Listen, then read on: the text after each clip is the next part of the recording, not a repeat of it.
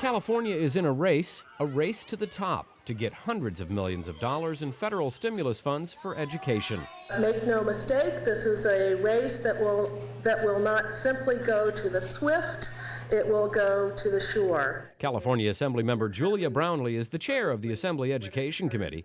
The committee is holding a series of hearings focusing on improving California's education system and making sure California follows the new federal guidelines that will get our state to the finish line first. I am determined to ensure that California is in the most competitive state in the nation when it comes to billions of dollars potentially available in the federal Race to the Top funds. Race to the Top funds are over $4 billion in stimulus grants the Obama administration has set aside for education. A big chunk of those grant funds is aimed at turning around underperforming schools. We've talked broadly about the fact that requirements in Race to the Top might be linked to other federal programs, but this is one area where there actually has been a direct and stated connection between Race to the Top and federal programs for turning around schools. And it's a change and a connection that was drawn explicitly in the new application. That's one of the changes that was made.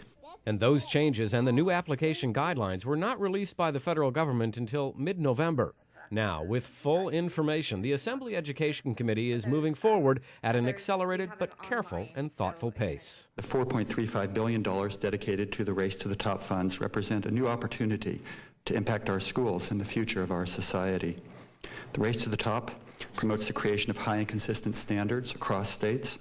If California is successful, we could receive anywhere from $350 to $700 million for our schools. And that's no small chunk of change, especially with California facing a huge budget deficit.